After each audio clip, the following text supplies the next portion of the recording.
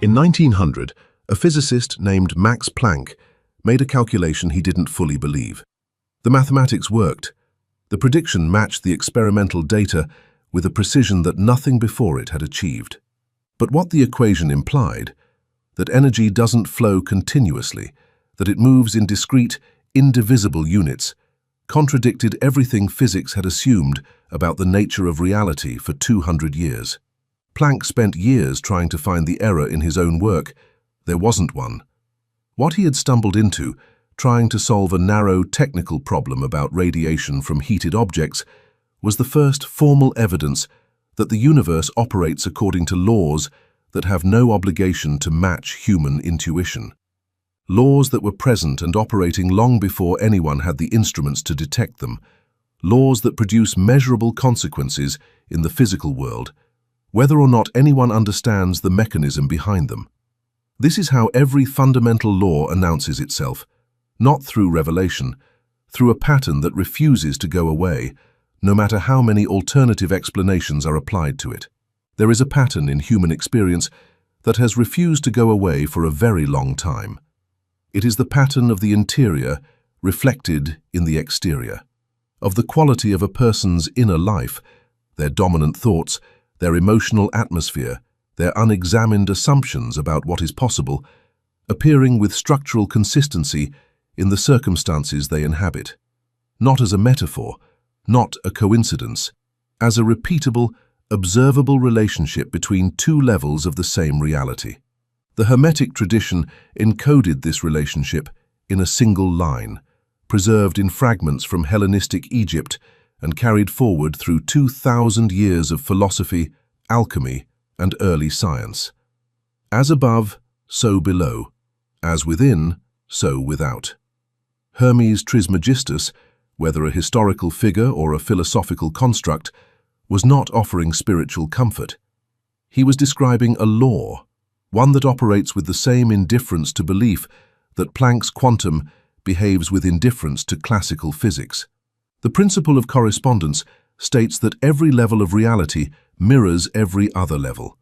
The structure of what happens inside a human consciousness and the structure of what that consciousness encounters in the world are not two separate things that occasionally influence each other. They are the same pattern, expressed at different scales. What this means for the specific texture of your current life, the relationships, the recurring obstacles, the quality of what keeps arriving, is not abstract. It is precise, and it is the subject of everything that follows. Chapter 1. The Law Stated.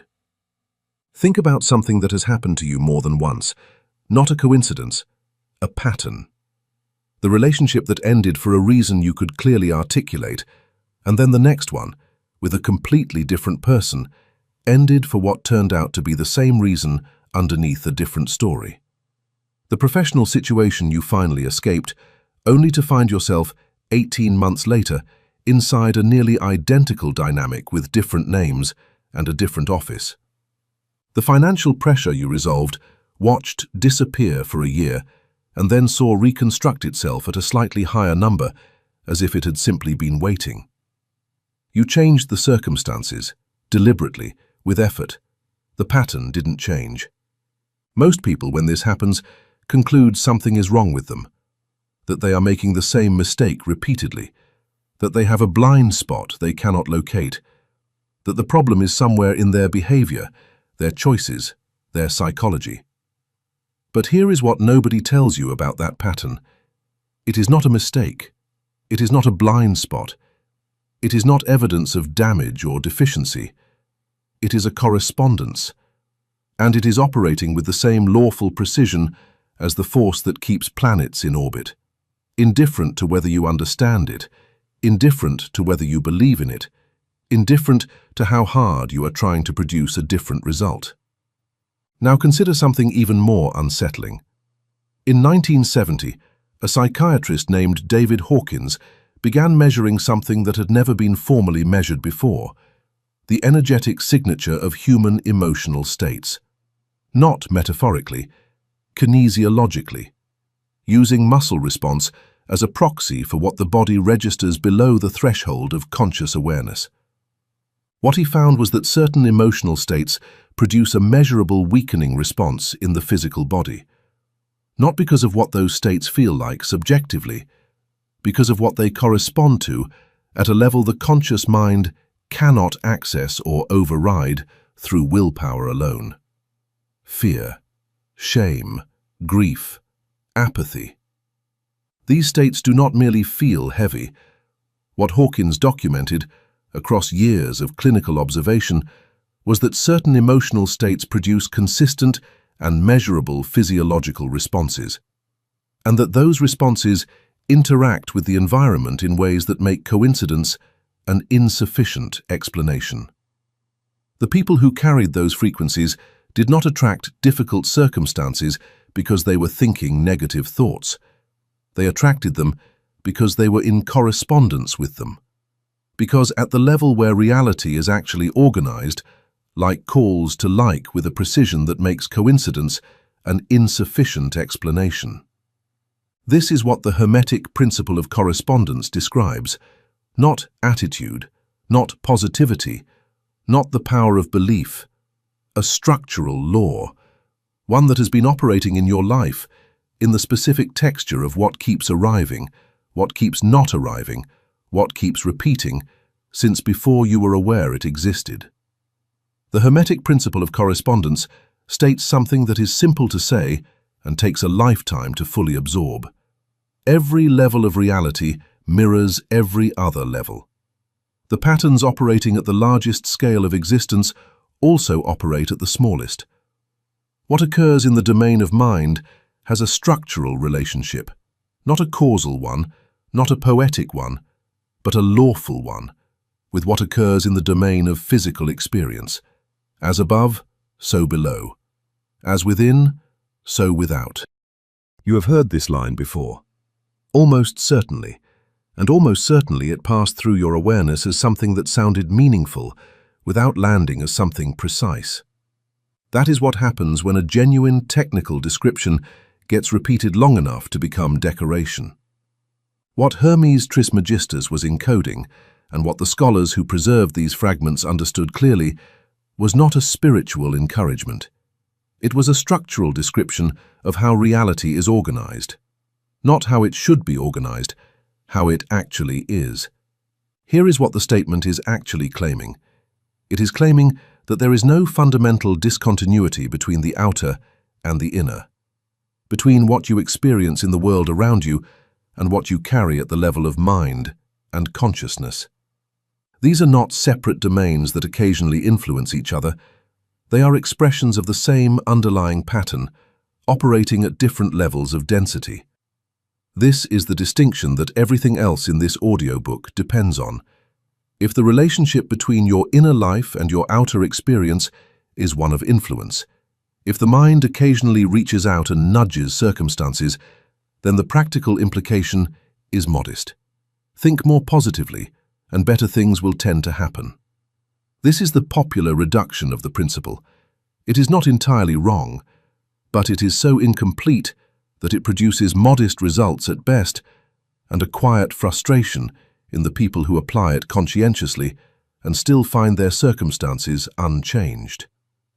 But if the relationship is one of correspondence, if your inner life and your outer experience are expressions of the same pattern at different scales, then the implication is precise and demands something different from you entirely. It means your outer life is not something that happens to you and then passes through your inner life to be processed and interpreted. It means your outer life is a readable document, a precise expression in the domain of physical experience of what is occurring at the level of your mind and consciousness.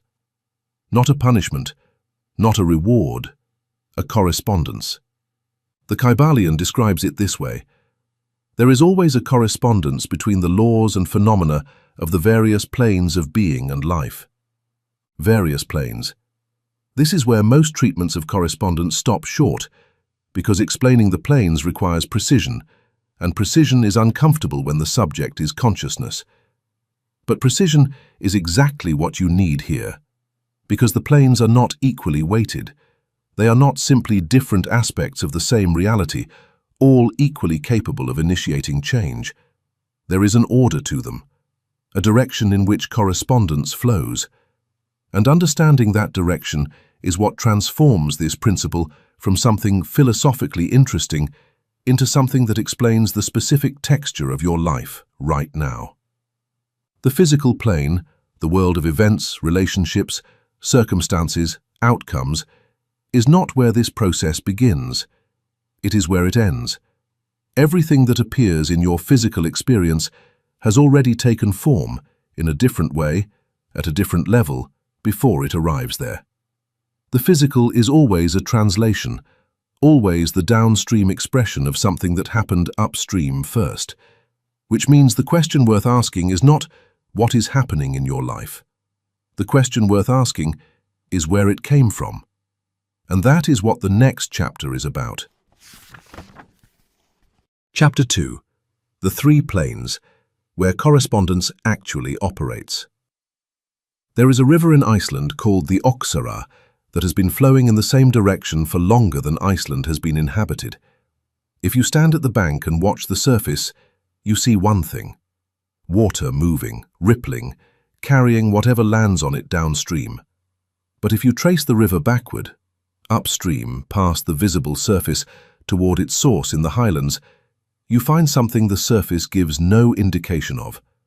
The temperature of the water at the source, the mineral composition of the rock it passes through, the elevation gradient that determines not just the speed of the current, but the entire character of the river at every point downstream. Everything you observe at the surface is a consequence of conditions that exist somewhere you cannot see from where you are standing. This is the structure of the three planes. The Hermetic tradition identified three distinct levels at which reality operates simultaneously. Not three separate worlds, three levels of density within the same world, the same reality expressed at different degrees of refinement.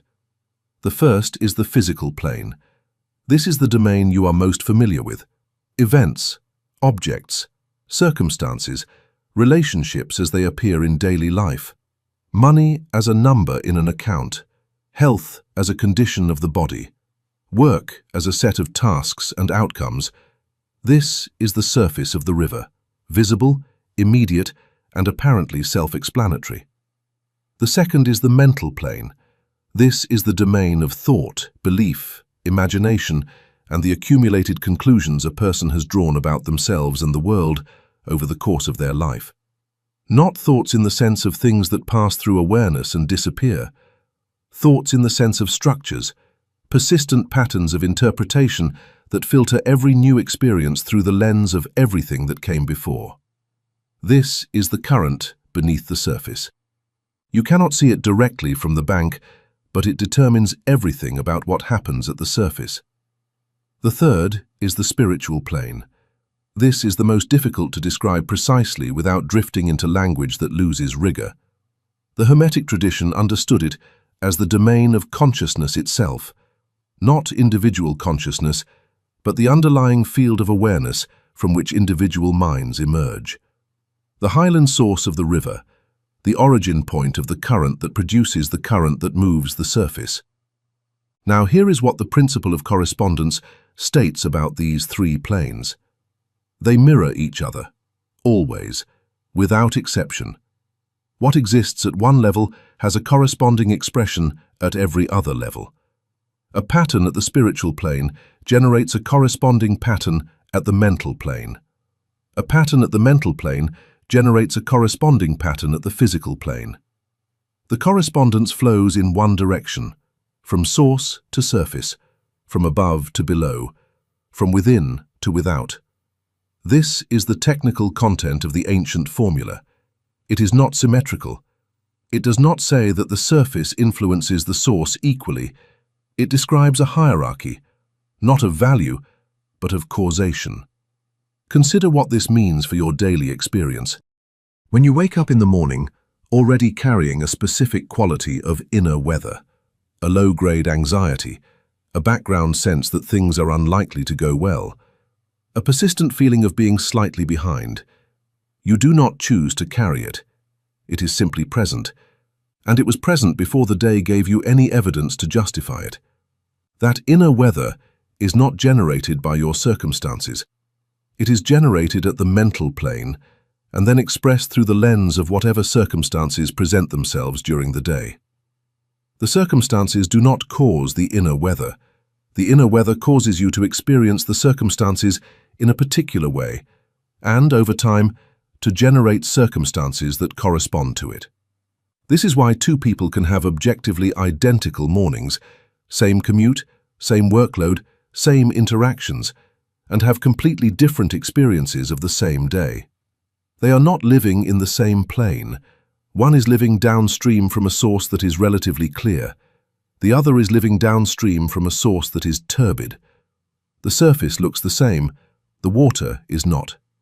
In 1952, a researcher named Rupert Sheldrake, working decades later, but arriving at a conclusion the Hermeticists would have recognized immediately, proposed that biological systems are organized by what he called morphogenetic fields, invisible templates that exist prior to physical form and determine the shape that physical matter takes as it develops.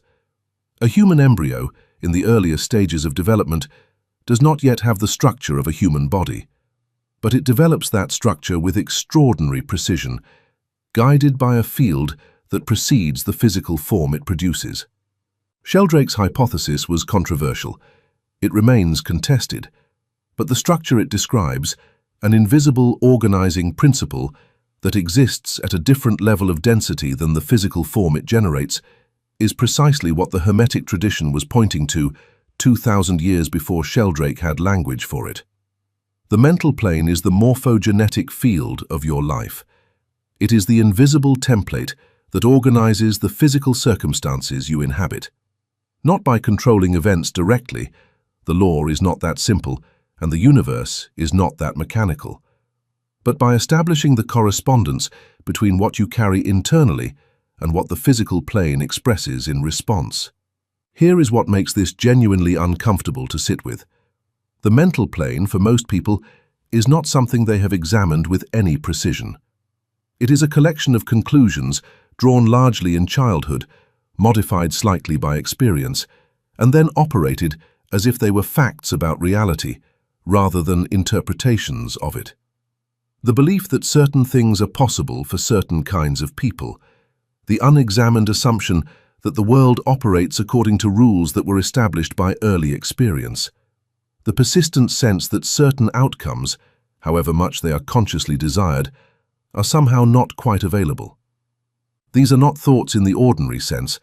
They are structural features of the mental plane, and they generate correspondences in the physical plane with the same reliability that the conditions in the highland source generate the character of the river at its mouth. You have been living downstream from this source your entire life. The question is whether you have ever stood still long enough to ask what the source actually contains. Because until you do, until you trace the river upstream with enough honesty to see what is actually there, you will continue to interpret the surface as the cause of your experience, when it has always been the effect. Chapter 3. The Interior Report. Why your life looks the way it does. In the early days of photography, before digital processing existed, a photographer would expose a roll of film and then wait. The image was already there, captured, fixed onto the chemical surface of the film at the moment the shutter opened, but it was invisible, latent, present in the structure of the film without yet being readable by the eye. The developed photograph was not a new creation. It was a revelation of something that already existed at a different level of density, made visible by the right conditions. The negative contained everything. The print revealed it. Your life is structured the same way. Everything currently visible in your external experience, the quality of your relationships, the recurring patterns in your work, the specific texture of what keeps arriving and what keeps not arriving, is not the origin of your experience. It is the print, the developed image of something that exists in latent form at the level of the mental plane. This is what the principle of correspondence means when applied to a single human life. Not that your thoughts occasionally influence your circumstances, not that a positive mindset improves your outcomes statistically, but that your external life is, at every moment, a precise correspondence of your internal state, developed and made visible in the domain of physical experience with the same fidelity that a photographic print reveals what was always present in the negative. The implications of this are significant, and one of them is uncomfortable enough that most people, when they encounter it, immediately look for a way around it. If your external life is a correspondence of your internal state, if it is a readable document rather than a random sequence of events, then it can be read. Not interpreted according to what you wish it meant, not filtered through the story you have constructed about why things are the way they are. Read. With the same precision that a doctor reads an X-ray, or a geologist reads rock strata, or a navigator reads a coastline. The information is there. The question is whether you have developed the capacity to see it without immediately explaining it away. Here is what that reading looks like in practice. Take any recurring pattern in your external life, not a single event, but a pattern. Something that has happened in different forms, with different people, in different contexts, more than twice. A type of relationship dynamic that keeps reappearing. A professional obstacle that presents itself under different names, but with the same essential structure. A financial pattern that reconstructs itself despite repeated attempts to change it. Now ask a specific question. Not, why is this happening to me? That question contains an assumption that the pattern is being imposed from outside, that it is something the world is doing to you rather than something the world is reflecting back at you. The more precise question is, what would have to be true at the level of my mental plane to generate this pattern consistently across different circumstances? This question is difficult, not because the answer is hidden, because the answer is usually something you already know and have been explaining away for years. A person who consistently finds themselves in relationships where their needs are treated as secondary does not have bad luck in love. They carry at the mental plane a set of conclusions about their own worth that generates a correspondence in every intimate relationship they enter, regardless of who the other person is. The other person changes, the correspondence doesn't, because the source hasn't changed. A person who consistently finds themselves overlooked for advancement despite demonstrable competence does not work in uniquely unfair environments. They carry, at the mental plane, an unexamined belief about visibility, about whether it is safe to be seen, about whether their contributions are the kind that get recognized, that generates a consistent correspondence in every professional context they inhabit. This is not blame. It bears repeating because the mind tends to convert this principle into a verdict. The principle of correspondence is not a moral statement. It does not say you deserve what you experience, or that your suffering is your fault, or that people who have been harmed by circumstances beyond their control somehow generated those circumstances through interior failure. It says something more precise and less personal than that.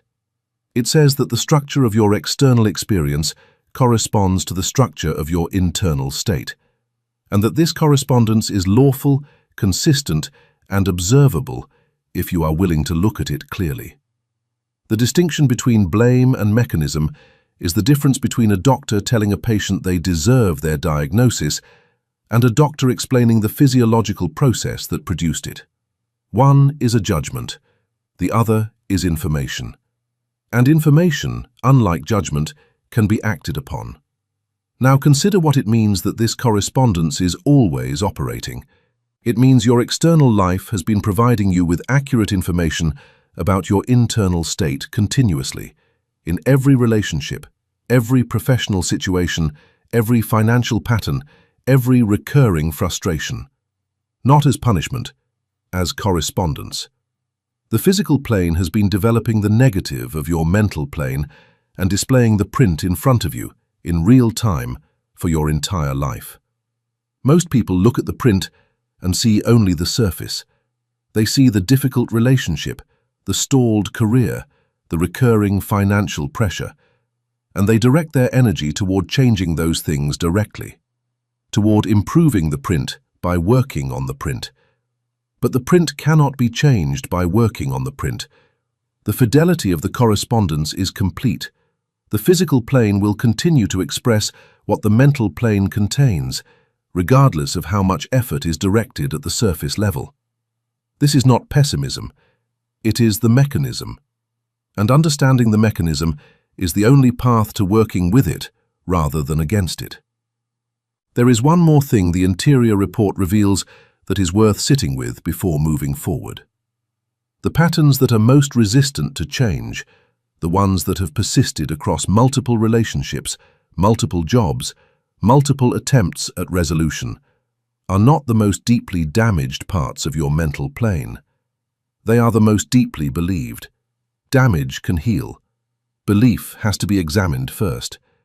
And examining a belief that has been operating as a fact about reality for 20 or 30 years requires something more precise than positive thinking or behavioral adjustment. It requires understanding exactly how the correspondence between that belief and your external experience has been maintained, which is what the next chapter is about. Chapter 4. Reading the pattern, what your circumstances are actually telling you. In 1854, a physician named John Snow did something that nobody had thought to do before. London was in the middle of a cholera outbreak. The prevailing theory at the time was that the disease spread through bad air. Miasma, the medical establishment called it. Invisible, corrupted air that drifted through neighborhoods and infected whoever breathed it. The theory was coherent. It explained the pattern of illness at a general level, and it was completely wrong. Snow did not accept the prevailing explanation. Instead, he did something precise. He mapped the deaths. Address by address, case by case, he plotted every cholera death in the Soho district onto a street map of London and looked at the pattern that emerged. The pattern pointed to a single water pump on Broad Street, not to the air, not to a general atmospheric condition that affected the whole neighborhood equally, to one specific source, invisible to anyone who was looking at the surface of the situation, visible immediately to anyone who traced the pattern to its origin. Snow removed the handle from the pump. The outbreak stopped. This is what reading a pattern correctly looks like, not interpreting it through the lens of the most comfortable available explanation, not accepting the first coherent story that accounts for the surface facts, tracing it, methodically, without the distortion of what you would prefer to find, back to the source that is actually generating it. Your recurring life patterns work exactly the same way. They have a source. That source is not bad luck, not the behavior of other people, not the particular industry you work in, or the city you live in, or the economic conditions of the time you were born into. These things are real. They have genuine effects, but they do not explain the structural consistency of patterns that reproduce themselves across radically different circumstances. The source is at the mental plane, and it can be located with the same methodical precision that Snow applied to the cholera map, if you are willing to look at the pattern without immediately explaining it away. Here is how that process actually works. The first step is to identify the pattern beneath the surface detail. This requires a specific kind of looking that most people never practice because it is uncomfortable. You are not looking at what happened, you are looking at the structure of what happened, the underlying shape that repeats itself across different instances. A woman who has had 3 significant relationships end because her partners became emotionally unavailable over time is not looking at 3 separate relationship failures. She is looking at one pattern with 3 expressions. The names change, the circumstances change, the essential structure, initial connection, gradual withdrawal, eventual disconnection, does not. A man who has built 3 different businesses, each of which reached a certain level of success and then plateaued in a way he could not push past, is not looking at three separate business problems. He is looking at one pattern with three expressions. The industries change, the teams change, the ceiling and the specific quality of his relationship to what lies above it does not. Strip away the surface detail. Look at the shape. The shape is the information. The second step is to ask the question that the shape is answering. Every recurring external pattern is a correspondence, which means it is a consistent output from a consistent input. The pattern at the physical plane is answering a question that exists at the mental plane. Your job is to identify what question the pattern is answering. The woman whose partners become emotionally unavailable is living inside a correspondence that is answering a question, something like, what happens when someone gets close enough to see all of me?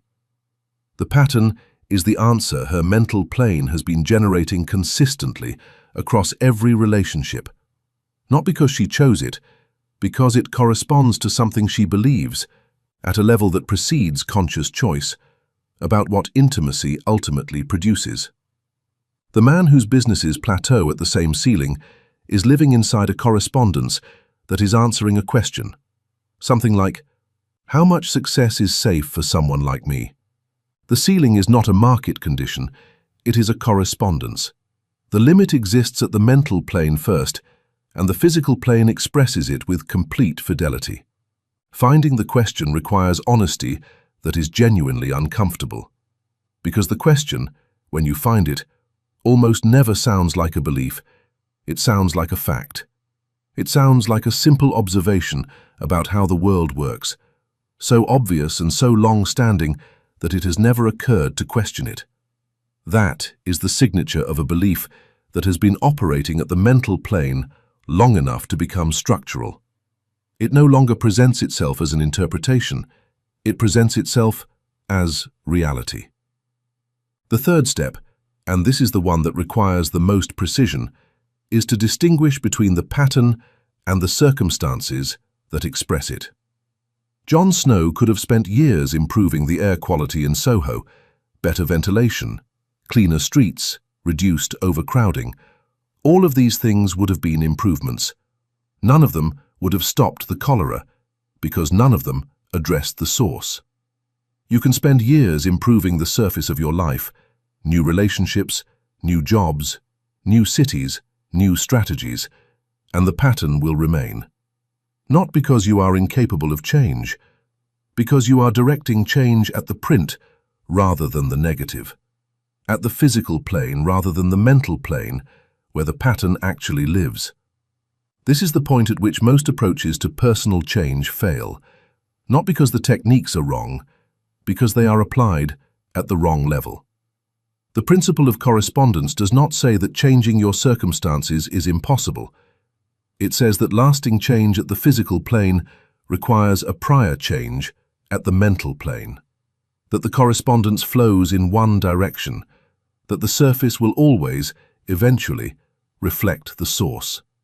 Which raises the question that has been implicit in everything so far. If the mental plane is where the pattern lives, how does the mental plane actually change?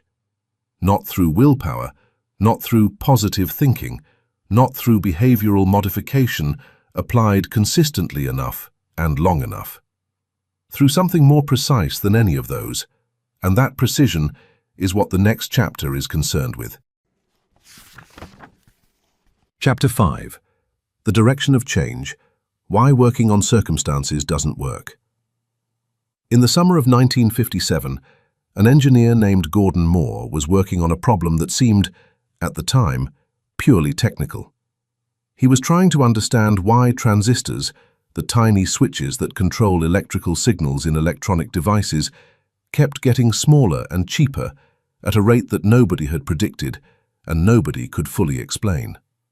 He gathered the data, plotted it, and observed something that has since become one of the most cited observations in the history of technology. The number of transistors that could fit on a microchip was doubling approximately every 2 years. Not randomly, not approximately, with a consistency that suggested the process was governed by something more fundamental than market forces or engineering ambition. What Moore had identified was not a trend, it was a correspondence. A relationship between what was happening at the level of fundamental physics, the behavior of electrons at increasingly small scales, and what was appearing at the level of manufactured technology. The physical product was not driving the process. The physical product was expressing a process that was operating at a different level entirely. Every attempt to change the output, the size of the chip, the speed of the processor, that did not account for what was happening at the level of fundamental physics was temporary at best and irrelevant at worst. The correspondence between the two levels was complete. The surface would always express the source. This is the central problem with most approaches to personal change. They are working at the level of the chip. They are trying to improve the output without addressing the process that generates the output. And the principle of correspondence is exact on this point. The correspondence flows from above to below, from within to without, from the mental plane to the physical plane. Not in the other direction, not equally in both directions, in one direction. Which means that changing circumstances, however deliberately, however persistently, cannot alter what the mental plane is producing. Consider how this plays out in practice. A person decides to change their financial situation. They read books, they develop better habits, they create budgets and investment strategies and income targets. They apply these things with genuine discipline for months, sometimes years. And for a while, things improve. The numbers change, the pressure eases, and then at some point, the pattern reasserts itself. Not dramatically, gradually. A decision that seems reasonable at the time, an opportunity that doesn't work out the way it appeared, a setback that is entirely explicable in terms of external circumstances. And slowly, the financial situation returns to something structurally similar to where it began, different in its details, identical in its essential quality. The person concludes that they didn't try hard enough, they need better strategies, that the approach was right, but the execution was insufficient. They are wrong about the location of the problem. The strategies were fine. The execution was adequate. The problem was that the entire effort was directed at the physical plane, at improving the print, while the negative remained unchanged. The mental plane continued producing exactly what it had always produced, and the physical plane, with complete fidelity, continued expressing it. This is not a failure of effort, it is a failure at the level. Now consider the instinct that most people have when they hear this. The instinct is to ask, if working on circumstances doesn't work, what does? If the mental plane is where the pattern lives, how do you change the mental plane? The instinct is correct, but before answering it, it is worth sitting with the full weight of what the principle of correspondence implies about the direction of change. Because most people hear it partially and then immediately convert it into a simpler idea than it actually is. The simpler idea is, think differently, and your circumstances will change. Focus on abundance instead of scarcity. Visualize the outcome you want. Maintain a positive mental attitude. These are not wrong, but they are operating at a level of the mental plane that is more surface than source. Conscious thought is not the deepest layer of the mental plane. It is the layer closest to the physical, the layer that is already most influenced by what the physical plane is expressing.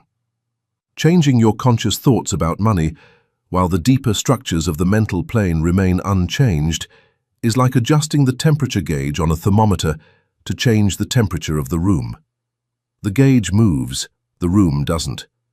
The deeper structures of the mental plane are not thoughts in the ordinary sense. They are the conclusions that were drawn before you had language for them, the decisions that were made about what is safe, what is possible, what is available to someone like you, made in circumstances that no longer exist, operating with a consistency that suggests they were never decisions at all, just facts about reality. These structures do not respond to positive thinking. They respond to something more precise. They respond to correspondence in the other direction, to experiences sustained over time that generate evidence at the physical plane that contradicts what the mental plane has been treating as fact. Not affirmations, evidence. Not visualization of desired outcomes, actual encounters with reality that the existing mental structure cannot absorb without modifying itself to accommodate them. This is why the most effective changes in human life tend to happen not through deliberate mental reprogramming, but through experiences that break the existing correspondence, that present the mental plane with physical evidence it cannot explain away using its existing structure. A person who has believed, at a level deeper than thought, that they are not the kind of person who succeeds does not change that belief by thinking differently about success. They change it by succeeding at something small enough to be undeniable and specific enough to be personal, and then staying with that experience long enough for it to register at the level where the belief actually lives. The physical plane, in this case, is doing something unusual. It is sending information upstream. Not as the primary direction of correspondence, that remains from inner to outer, but as feedback, as evidence that the source can no longer ignore.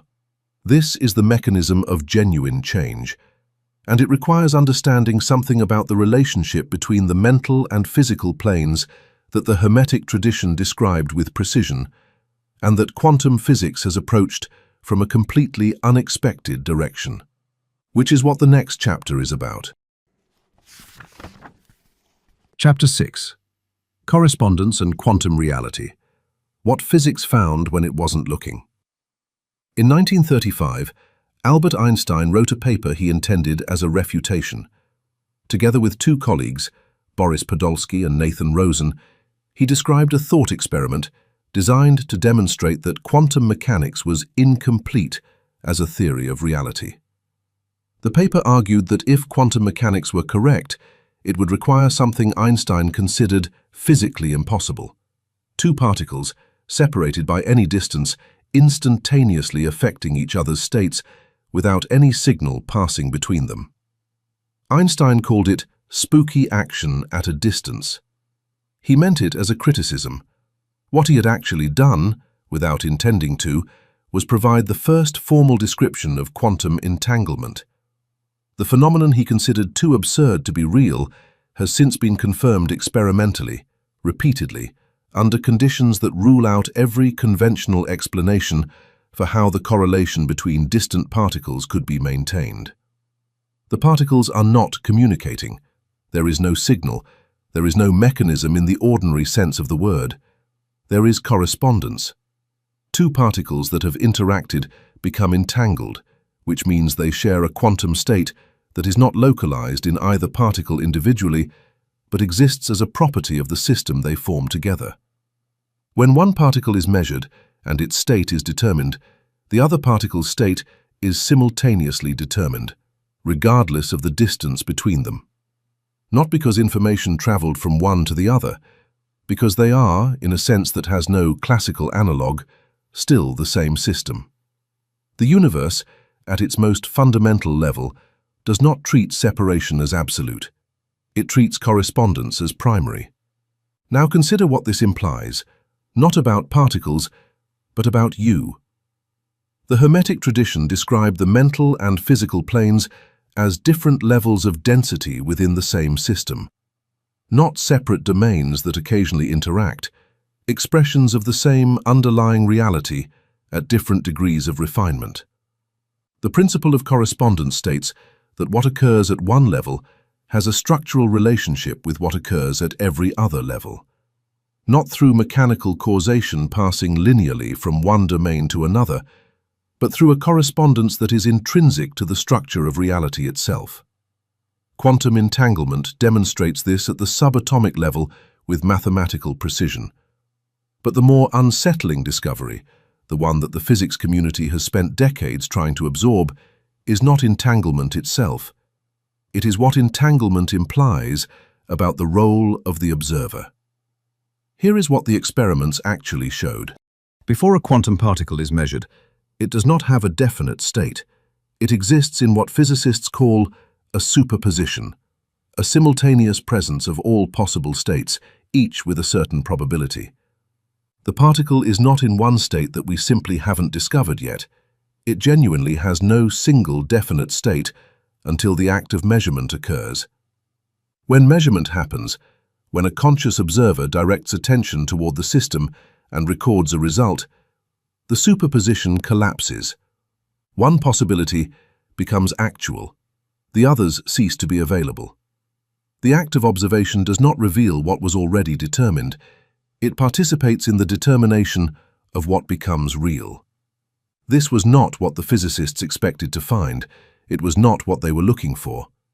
It emerged from the mathematics and the experimental data with a consistency that made it impossible to explain away, and with implications that are still being argued about in physics departments around the world, because they are genuinely difficult to absorb without revising something fundamental about the assumed relationship between mind and matter. The observer is not outside the system, recording what happens independently of their observation. The observer is inside the system, participating in what becomes real. Now bring this back to your own life.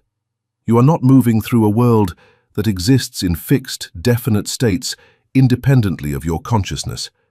You are moving through a world that is, at its most fundamental level, structured the same way a quantum system is structured, full of possibilities, each present simultaneously, each awaiting the kind of sustained conscious attention that participates in collapsing potential into actual.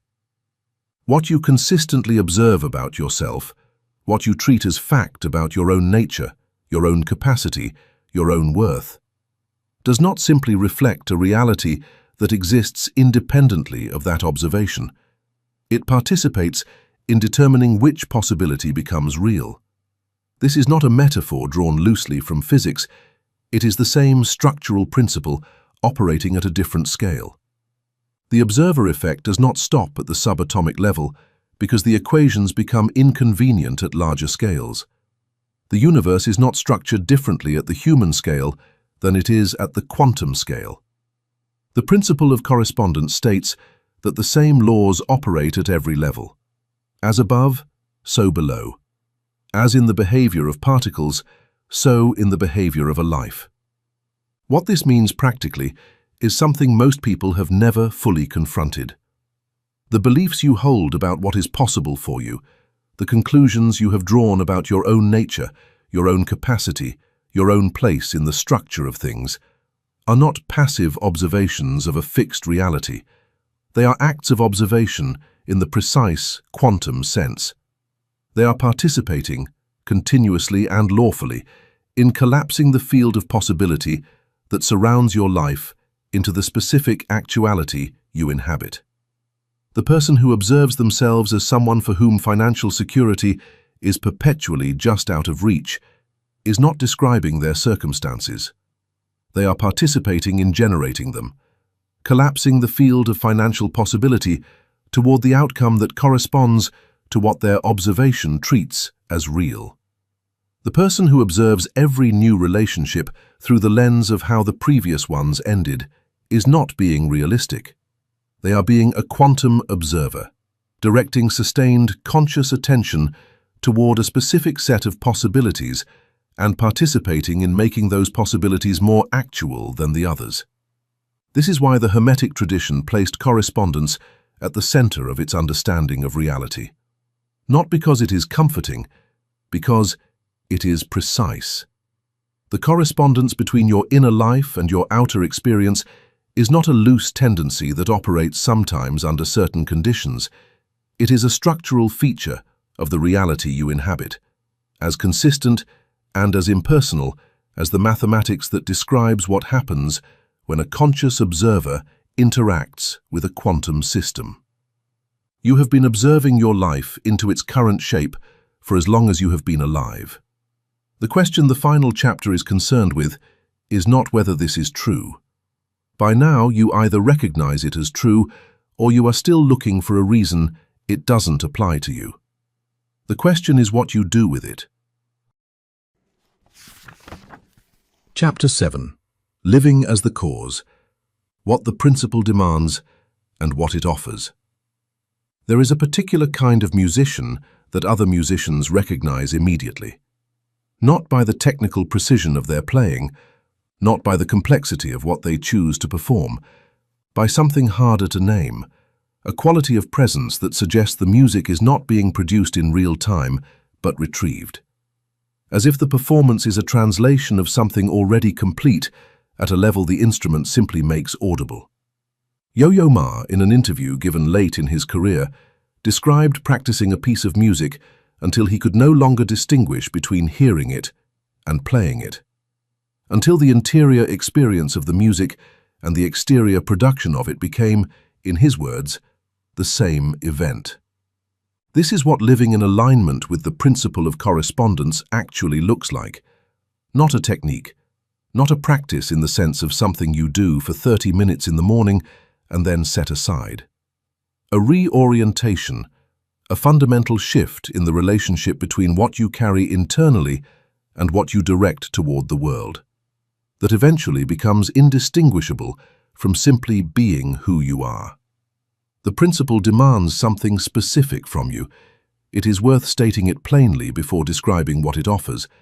It demands honesty about the correspondence that currently exists between your internal state and your external experience. Not the correspondence you wish existed, not the correspondence you have been telling yourself exists. The actual correspondence, readable in the specific texture of what keeps arriving in your life, what keeps not arriving, what keeps reproducing itself despite your efforts to change it. Most people, when they encounter the principle of correspondence seriously for the first time, experience a moment of recognition, followed immediately by resistance. The recognition is genuine.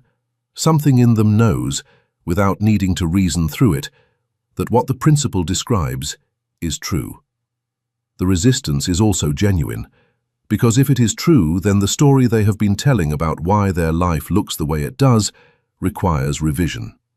The story that attributes the recurring pattern to external causes, to other people, to circumstances, to timing, to luck, is comfortable precisely because it locates the source of the pattern outside the self. Outside is manageable. Outside can be negotiated with, complained about, or waited out. Inside is a different kind of responsibility entirely. The principle of correspondence does not ask you to blame yourself for what your life currently looks like. It asks you to take authorship of what it looks like next. These are not the same thing. Blame is retrospective and static. It assigns fault for what has already been produced without providing a mechanism for producing something different. Authorship is prospective and dynamic. It requires understanding the mechanism well enough to operate it consciously rather than by default. The shift from effect to cause, from someone to whom things happen, to someone who understands the correspondence between their internal state and their external experience, is not dramatic in the way that most people imagine transformation to be. It does not arrive as a sudden illumination. It arrives as a gradual accumulation of moments in which you catch the correspondence operating in real time. You notice the inner weather before the external circumstances that express it. You recognize the quality of attention you are bringing to a situation before the situation reveals whether that attention was generative or limiting. You begin to read your external experience not as a verdict about your worth or your luck, but as information about what is currently active at the level of your mental plane. And slowly, not quickly, not dramatically, but with the steady reliability of a law rather than the intermittent appearance of a talent, the correspondence begins to shift, because you are no longer simply living inside it, you are working with it. This is what the principle offers, not the elimination of difficulty. The Hermetic tradition was never naive about the nature of human experience, and the principle of correspondence does not promise a life without friction. What it offers is something more durable than the absence of difficulty. It offers legibility. A life in which what happens to you is readable, in which the recurring patterns have a source you can locate and address, rather than a randomness you must simply endure. In which the relationship between what you carry internally and what the world reflects back at you is something you can observe, understand, and gradually, with honesty and with patience, bring into alignment with what you actually intend to create. That reorientation does not happen in a single moment of decision. It happens in the accumulation of smaller moments, each one an opportunity to catch the correspondence operating in real time and respond to it differently than you have before. The moment you notice the quality of attention you are bringing to a situation before the situation reveals its outcome. The moment you recognize a familiar inner weather pattern, the low-grade contraction, the background assumption that things are unlikely to go well, and identify it as information about your mental plane rather than as an accurate forecast of what is about to happen. The moment you read a recurring external pattern, not as evidence of your limitations, but as a precise communication from the level of reality where the pattern actually lives. These moments do not feel dramatic. They feel quiet, almost administrative, like making a small correction to the direction of something that has been moving the wrong way for a long time. The correction is small. The distance it travels over time is not. This is what the Hermetic tradition was pointing to when it encoded the principle of correspondence in a single line and preserved it across 2,000 years of philosophical transmission. Not a secret, not a technique, a description of the structure of reality precise enough that anyone who understood it clearly could use it, not to override the law, but to work with it consciously rather than being subject to it by default. The law is not on your side. It is not against you either. It is indifferent, in the way that all genuine laws are indifferent. Gravity does not care whether you understand it. It operates the same way for the physicist who has spent 30 years studying it and the person who has never considered it at all. The difference between those two people is not that one is subject to gravity and the other is not. The difference is that one of them knows how to build things that fly. You now understand the principle of correspondence with enough precision to begin working with it, rather than simply being subject to it. What you build with that understanding is the only variable that remains open. Max Planck made a calculation in 1900 that described a law he spent years trying to disprove. The law was indifferent to his preference. It continued operating, producing consequences in the physical world, whether or not anyone understood the mechanism behind it. The principle of correspondence is the same. It has been operating in your life since before you were aware of it. It is operating right now, in the quality of your relationships, the texture of your work, the specific character of what keeps arriving and what keeps not arriving. It will continue operating after this recording ends. The only variable, the only thing that the principle leaves genuinely open, is whether it operates by default or by design, whether you remain the effect or become the cause.